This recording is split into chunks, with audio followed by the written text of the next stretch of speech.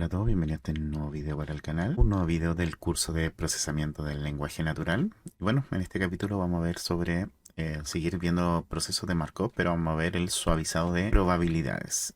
¿A qué se refiere y por qué es importante en esto? Bueno, en el capítulo anterior vimos un poquito cómo estimar la probabilidad de que aparezca una palabra dado que estoy en otra palabra. Entonces, habíamos definido que la probabilidad, perdón, de la palabra 2, dado que la palabra actual es la palabra 1, sería las veces que aparece la palabra 2 después de la palabra 1 dividido por las veces que aparece la palabra 1 en total. Por ejemplo, vamos a ver un ejemplo para que se entienda bien. Que la palabra perro aparece 100 veces en el dataset de entrenamiento y la secuencia perro ladra aparece 10 veces, es decir, que la palabra ladra aparece después de perro 10 veces. Entonces la probabilidad de que aparezca la palabra ladra, dado que la palabra actual es perro, sería 10, que sería este número de acá, dividido en 100, que sería el total de veces que aparece la palabra perro. Por lo tanto, sería 0.1, ¿ok? Entonces, así nosotros calcularíamos en lenguaje natural, en procesamiento, cómo estimaríamos la probabilidad de que, dado una palabra actual, cuál sería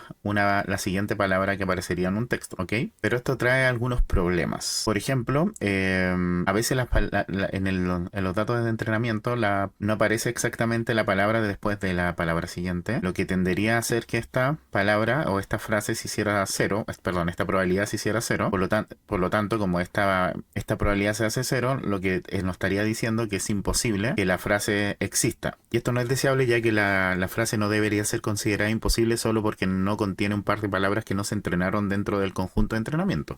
Por lo tanto, siempre tenemos que asignarle una pequeña probabilidad a una secuencia de palabras a pesar de que no hayan sido entrenadas. ¿Cómo solucionamos esto? Para eso está el suavizado. Tenemos dos formas de suavizar. El suavizado más 1, que básicamente sería sumarle un 1 tanto arriba del conteo. Por ejemplo, si sabemos que la probabilidad es las veces que aparece la palabra después de otra dividido por el total de palabra 1, lo que vamos a hacer acá es, a pesar de que seamos 0 veces aparece la palabra vuela después de la palabra gato, en este caso, por ejemplo, si nuestro dataset hay 1000 palabras únicas y la secuencia gato vuela nunca aparece, es decir, nunca aparece la palabra vuela después de gato, sería 0, igual le vamos a sumar un 1. Le sumamos un 1, pero esta vez lo dividimos por las veces que aparece la palabra gato, que es la primera palabra, más 1000, que sería el total de veces que aparece, el total de palabras del dataset de entrenamiento. Por lo tanto, la probabilidad no es 0, es muy cercana a 0, porque la estamos dividiendo por el total de palabras del entrenamiento, pero no llega a ser 0. Por lo tanto, existe una pequeña probabilidad de que exista esta palabra, ¿ok? Y bueno,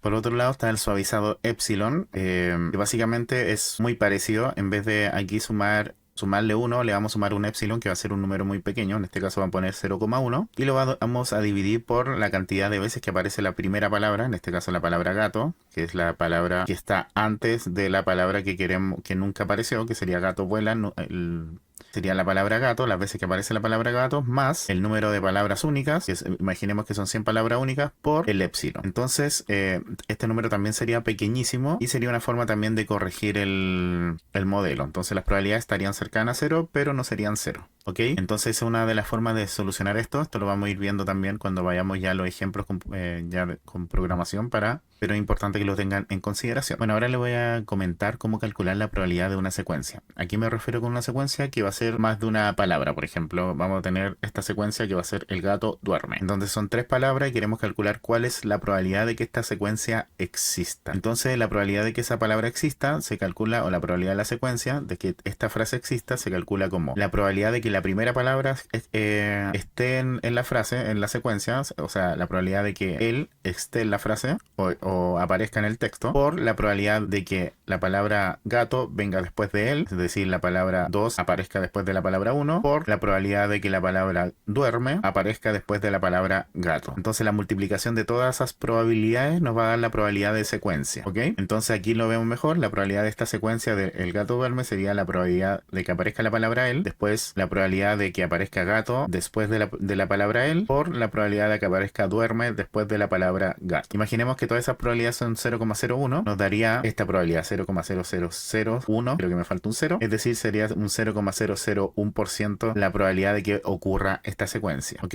Así se calcula entonces la probabilidad de una secuencia, pero ¿cuál es el problema de esto? Que estos números, como ven, son demasiados chicos. Entonces muchas veces los computadores los truncan y los van a y se produce lo que se llama desbordamiento por debajo. Es decir, que como les comenté, los computadores podrían truncar estos resultados, redondearlos a cero, por lo tanto me generaría que la probabilidad de esta secuencia me las tire de cero, lo que me generaría el problema anterior, ¿ok? ¿Cuál sería la solución? Sería básicamente hacer un espacio logarítmico. En vez de trabajar con las probabilidades netas, sería trabajar con los logaritmos de estas probabilidades. Por ejemplo, si tengo un logaritmo que si tengo una probabilidad que es demasiado chica, que se acerca a cero, como ven acá, mientras más cercano a cero, aquí se va acercando al menos infinito. Por lo tanto, nunca va a ser cero, siempre cuando sea más chica va a ser siempre un número negativo. Y las probabilidades positivas o las probabilidades más grandes siempre van a ser más positivas. Entonces la multiplicación de números más chicos siempre va a ser un número más chico pero negativo en vez de un número cercano a cero. Y mientras más grande va a ser un número más cercano a los números positivos. Entonces esa sería una forma de solucionar el problema. Por ejemplo, en vez de calcular directamente la probabilidad de la secuencia, sería el logaritmo de la probabilidad de la secuencia, sería el logaritmo de la palabra 1 que aparezca, más, aquí ponemos un más en vez de un por, el logaritmo de que la palabra 2 aparezca, dado que estoy en la palabra 1, después de la palabra 1, más los logaritmos de que la palabra n aparezca después de la palabra n-1. En el caso del ejemplo, el gato duermes, en vez de calcular 0 por 0,1, 0 por 0,1 por 0,01, en espacio logaritmo sería el logaritmo de 0,1 más el logaritmo de 0,01 más el logaritmo de 0,01. Por lo tanto, si utilizamos base 10, el logaritmo de 0,01 es menos 2. Por lo tanto, el logaritmo de la probabilidad de que aparezca la palabra o la frase el gato duerme, la secuencia el gato duerme sería menos 2,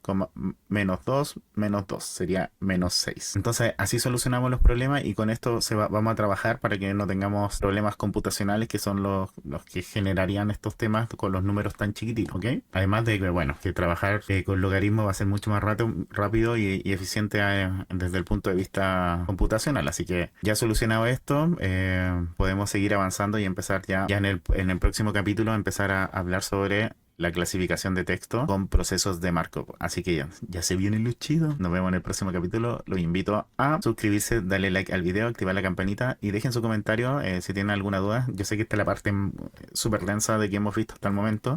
Muchos no les gustan las matemáticas, pero traté de hacerlo lo más simple posible. Traté de no meterme tanto en la teoría matemática para que se entendiera. Pero de todas maneras, si les quedó alguna duda, déjenlo en los comentarios y con gusto se la resuelvo. Les mando un abrazo y nos vemos en el próximo episodio.